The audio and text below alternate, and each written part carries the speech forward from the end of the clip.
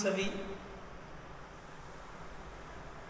सुखी रहना चाहते हैं और सुखी रहने के लिए हमने देखा कि सबसे पहले ज़रूरी है हमारी जीवन शैली, हमारी मानसिकता, हमारी सोच और समझ। सुख कहाँ है? तो कहते हैं सुख तो मोक्ष में है। और मोक्ष की प्रथम सीढ़ी तो सम्यक दर्शन से शुरू हुआ करती है। हम सब अपने आप को सम्यक दृष्टि तो मानते हैं और कहते हैं, पर सम्यक दर्शन के जो प्रमुख लक्षण हैं, प्रसन्न, संवेग, आस्था, अनुकंपा, क्या वो हमारे अंदर हैं? आज हम अनुकंपा की बात करते हैं। अनुकंपा क्या वस्तु है?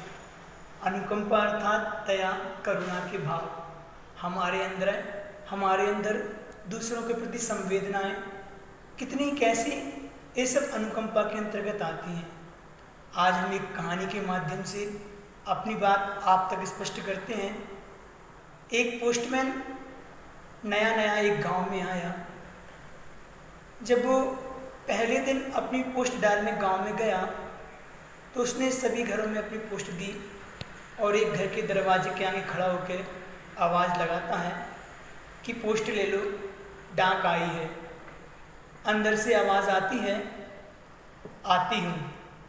पोस्टमैन खड़ा होता है, कुछ समय तक वहाँ से कोई नहीं आता तो पुनः आवाज़ लगाता है कि पोस्ट आई है, पोस्ट ले लो।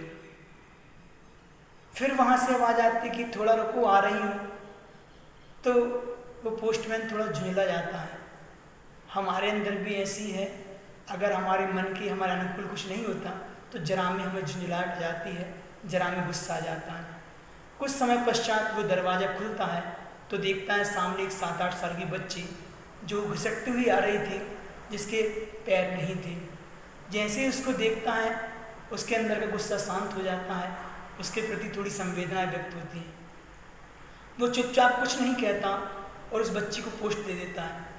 बच्ची कहती, बाबू नए आए हो गांव में, आपको पता नहीं मुझे आने में थोड़ी देर हो गई, आप क्षमा करना।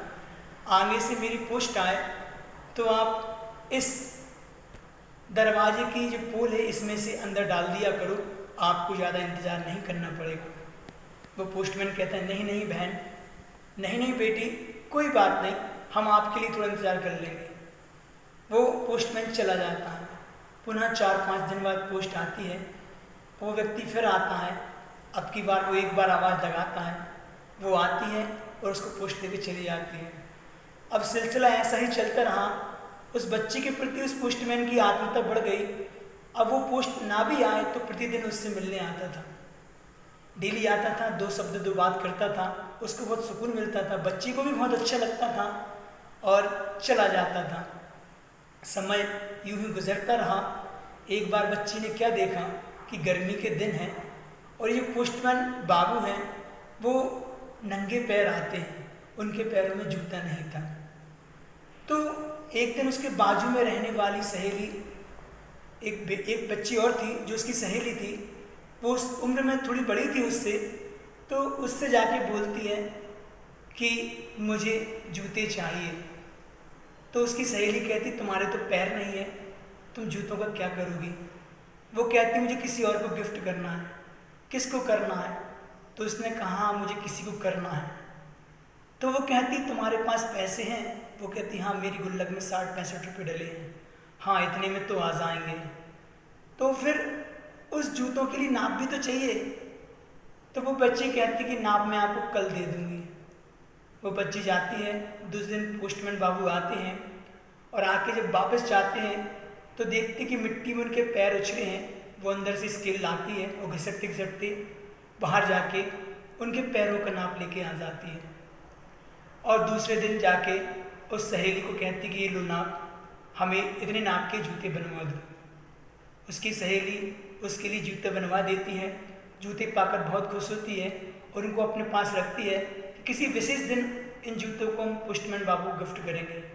समय व्यतीत होता है, दिवाली आती है। कहते हैं दिवाली पे सब लोग, परिवार लोग, घर के लोग गिफ्ट दिया करते हैं लोगों के लिए। तो सभी परिवारों ने पोस्टमैन बाबू को भी गिफ्ट दिए।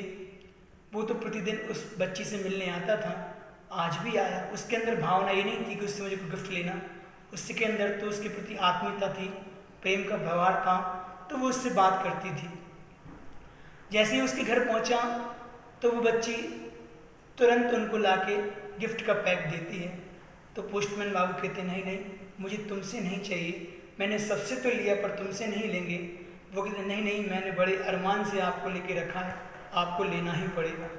बच्ची के बार बार कहने पर पोस्टमैन बाबू ने उसकी गिफ्ट ले ली, और लेते ही जैसे ही घर गया तो उसने सारे गिफ्ट तो एक तरफ रख दिए, सबसे पहले उस बच्ची का गिफ्ट खोला, और जैसे ही खोला तो उसकी आंखों से आंसू आ गए, वो फूट फूट कर रोने लगा। उसने देखा क्या कि उनमें जूते थे। वो समझ गया कि प्रतिदिन इस बच्ची ने मुझे नंगे पैर आते देखा और मेरे पैर में जूते नहीं थे, तो उसने सबसे अमूल्य गिफ्ट में जूते दिए।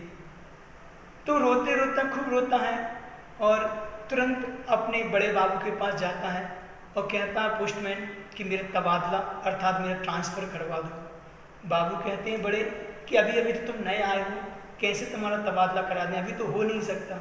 नहीं नहीं, मैं इस गांव में नहीं रह सकता, आखिर बात क्या है। वो कहते नहीं, मुझे नहीं रहना। अच्छा ठीक है, बात क्या है बताओ। तो कहता है कि अच्छा मैं उस गली में नहीं जाऊँगा, बाकी पूरे गाँव में पूछ दूँगा। फिर पुनः वो बड़े बाबू से पूछते कि अपनी बात तो कहो। तो पूरी बात शुरू से लेकर आखिर बताता है, और अंत में कहता है कि आज उस बच्ची ने मुझे एक गिफ्ट दिया और गिफ्ट में जूते दिए।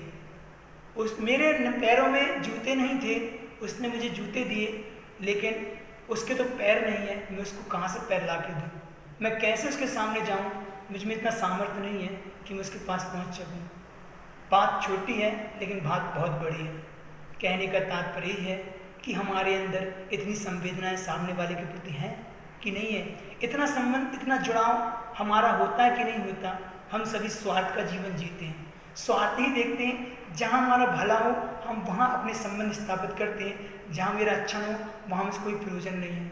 जीव मात्र के प्रति करुणा के, प्रेम के, दया के भाव हमारे अंदर होना चाहिए। इसी का नाम अनुकंपा है। हम अगर सम्यक दृष्टि हैं तो हमारे अंदर ये अनुकंपा के भाव होना चाहिए। आचार्य विद्यासागर जी महाराज ने एक हाइकू में कहा है, पर की पीड़ा आपकी करुणा की परीक्षा लेती, क्या आपके अंदर है